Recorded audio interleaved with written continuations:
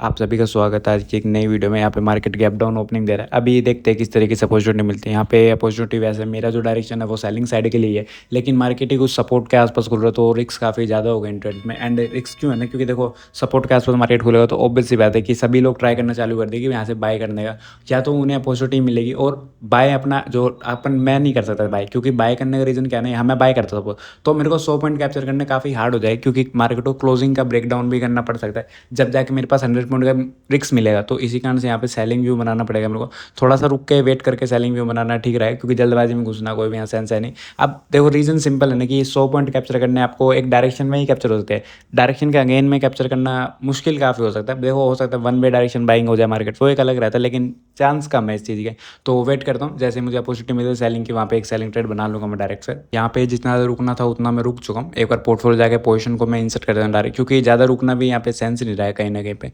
And मेरा जो call sell कर देता हूँ मैं डायरेक्ट, क्योंकि मार्केट प्राइस पे कर देता हूँ कहीं ना कहीं साथ। एंड अपना इसमें टीजी और एसएल साथ के साथ लगा लेता हूँ। देखो यार ज़्यादा रुकना क्यों सेंस नहीं है, मैंने आपको बताया ना कि 100 पॉइंट ऊपर के कैप्चर करने मुश्किल हो जाएगा। देखो वन वे डायरेक्शन आ जाए वो एक अलग बात रहती है कहीं ना कहीं।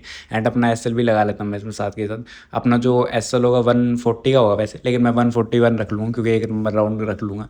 एंड जो अपना टारगेट सिंपली जो होगा 80 के आसपास, हाँ 80 होगा मेरा, तो 40 पॉइंट का टारगेट हो जाएगा तो ठीक रहेगा यहाँ पे। एंड अपनी देखो मैंने रीज़न बता ही दिया प्रॉपर कि मैं एंट्री क्यों ले रहा हूँ। चल देखो 100 पॉइंट ऊपर के कैप्चर करना मुश्किल है, नीचे कैप्चर करना ईजी हो सकता है मार्केट एक मूवमेंट दे दे तो 23,000 तक आ जाए मार्केट। तो ये इसी कारण से यहाँ पे मैं थोड़ा रिस्क लेते हुए ट्रेड बना रहा हूँ। देखो यहाँ पे रिस्क तो वैसे है ही, क्योंकि बाइंग हो सकती है, मार्केट एक बार ओपन हुआ है थोड़ा मार्केट नीचे आ रहा है दोबारा से एक और बाइंग आ सकती है, तो वो भी थोड़ा रिस्क रहता है। लेकिन अगर एंट्री नहीं बनाओगे तो सिंपली आप फेल हो जाओगे, तो उसका कोई बेनिफिट है ही नहीं यहाँ पे। आई होप आप समझोगे कि मैं क्यों ट्रेड बना रहा हूँ यहाँ पे सेलिंग के लिए, क्योंकि नीचे के पॉइंट कैप्चर करने ईजी हो जाएंगे, ऊपर के पॉइंट कैप्चर देखो कर सकते हो लेकिन हार्ड हो जाता है कि 100 पॉइंट कैप्चर करना है मेरे को। ये तो है नहीं कि 20-30 पॉइंट या 40 पॉइंट की मैं क्लोजिंग तक एक रखूँ, मार्केट को पूरा बाइंग साइड डायरेक्शन जानी पड़ेगी जब भी जाए कहीं ना कहीं मेरा ट्रेड सक्सेसफुल हो सकता है। इसी कारण से यहाँ पे मैं सेलिंग व्यू बना के एक ट्रेड ले रहा हूँ। अभी देखते हैं इस ट्रेड में फिर क्या होता है। यहाँ पे ट्रेड लेते के साथ कहीं ना कहीं मेरी डायरेक्शन के अगेंस्ट में ही जा रहा है, मतलब थोड़ा डाउन ही एंट्री लेती तो कहीं ना कहीं अगेंस्ट में जा रहा है। एक बार मैं करंट का पोर्टफोलियो और दिखाया जिससे क्लियर हो जाएगा आपको।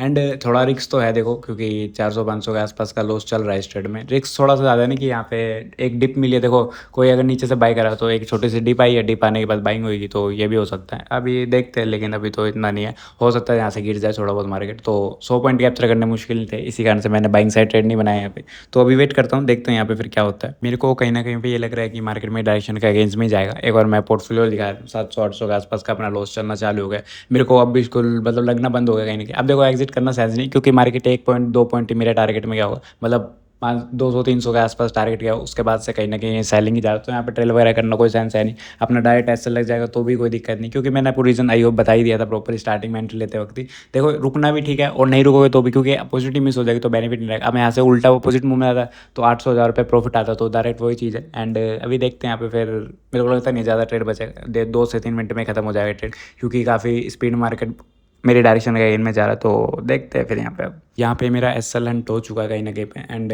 मैसेज भी आ ही गया है, तो मैं आपको पोर्टफोलियो दिखाया था अपना आज का।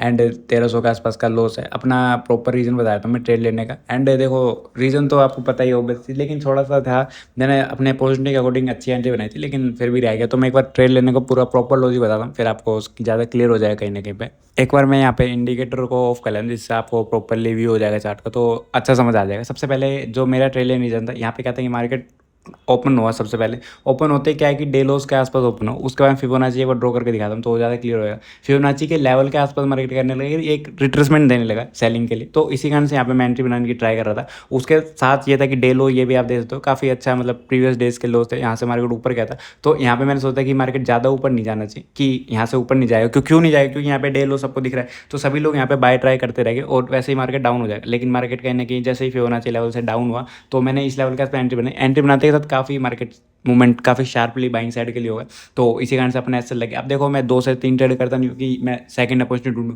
क्योंकि क्लोजिंग के आसपास प्राइस है तो अच्छा खासा हो सकता है यहाँ से दोबारा से गिर जाए मार्केट, यहाँ से गिर सकता है, थोड़ा ऊपर जाके वेट करके गिर सकता है। लेकिन अपना इतना ज़्यादा सोचना सेंस नहीं, क्योंकि अपन इंट्राडे कर रहे हैं, वन ट्रेड ही ठीक रहता है। क्योंकि मैं ओबेसली 3 से, मैं आपको कहोगे तो 6 से 7 महीने कम से कम इंट्राडे ही कर रहा हूँ, वन ट्रेड ही कर रहा हूँ कहीं ना कहीं। कभी कभार बाई चांस मैं 2 ट्रेड कर लेता हूँ जब माइंड थोड़ा डिसबैलेंस हो जाता है, तो इतना नहीं है। अभी मेरे को पता है चीज़ है, तो क्यों जबरदस्ती सेकंड ट्रेड करके कि हो सकता है कि मार्केट वन वे डायरेक्शन चलता रहे, यहाँ रुका है थोड़ा, तो यहाँ पे सब लोग सेल ही फिर ट्राई करने चल रहे हैं। तो आप जितना सोच सकते हो उतना अकॉर्डिंग मैंने करा। अगर मेरे को ट्रेड लेट करना चाहिए था, अगर आपको लगता है कि यहाँ पे ट्रेड नहीं बनाना चाहिए तो मेरे को यहाँ ट्रेड करना चाहिए। अब ये तो हो नहीं सकता, देखो यहाँ से गिर रहा था, तो अगर ये सेम चीज़ यहाँ होती कि 2 बार ब्रेक डाउन देता तो मार्केट इस लेवल के आसपास आ जाता कहीं ना कहीं।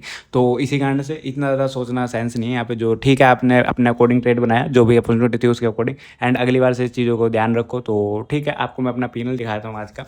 तो पीएनएल करीबन आप देख सकते हो पोर्टफोलियो 1300 के आसपास का अपना लॉस है। अभी करंट का जो एलटीपी चल रहा है वो 157 के आसपास चल रहा है। तो ठीक है, जो भी लॉसेस वगैरह तो मैंने आपको ओवरऑल सब कुछ बता दिया है। कुछ भी डाउट वगैरह तो कमेंट सेक्शन में पूछ लेना। Thank you so much watching, bye.